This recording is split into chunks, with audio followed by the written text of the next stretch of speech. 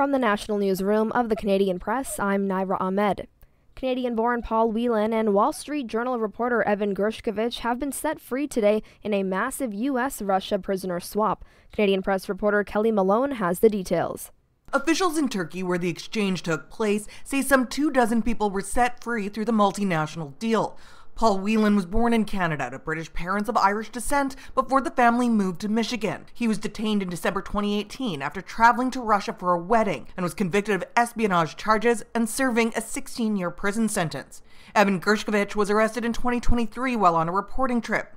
President Joe Biden called the exchange a feat of diplomacy. Kelly Malone, The Canadian Press, Washington. Liberal MP Anita Vandervelde regrets the distress caused to two witnesses that stormed out during a chaotic parliamentary committee hearing on domestic abuse yesterday. Vandervelde accused Conservatives of politicizing the issue of partner violence immediately following detailed testimony from abuse victims. After the meeting descended into chaos, advocates Kate Alexander and Megan Walker stormed out over what they describe as abusive behavior by the MP.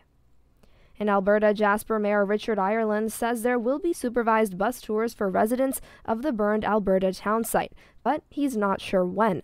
Crews continue to battle an out-of-control wildfire in Jasper National Park, where fire activity is expected to increase.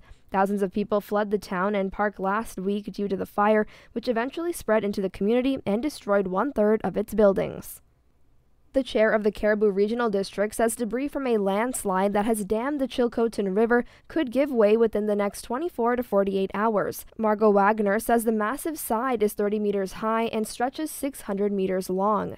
And it will happen either one or two ways. Either the water that is building up behind the landslide will get to the level where it goes over the top of the landslide, or the water will find a way through, like a fissure through the landslide area.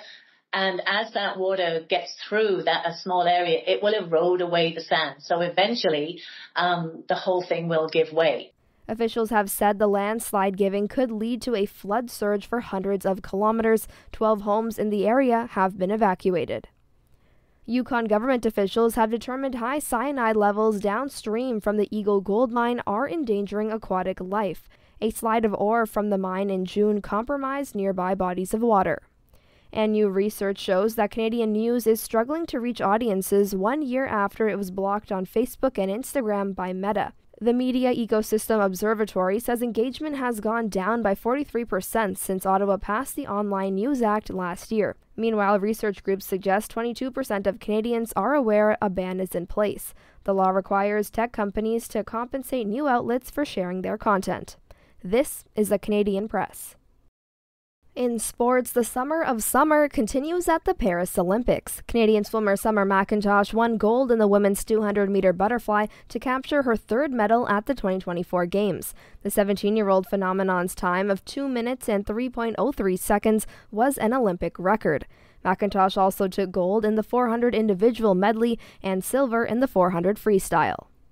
Felix Auger-Aliassime defeated Norway's Casper Ruud in the quarterfinal match in men's tennis at the Olympics. The Canadian star will meet Spain's Carlos Alcaraz in the semifinals. American star Simone Biles edged Brazil's Rebeca Andrade during a tense all-around gymnastics final to become a two-time Olympic champion. And in CFL action, the Winnipeg Blue Bombers are looking to get back on track tonight as they host the BC Lions in Week 9. Winnipeg started the season with 4 straight losses and currently sits at 2-6. BC enters with a 5-2 record coming off a bye week. From the Canadian Press, I'm Naira Ahmed. Thanks for listening. Don't forget to follow and subscribe. For more of today's top stories, visit thecanadianpressnews.ca.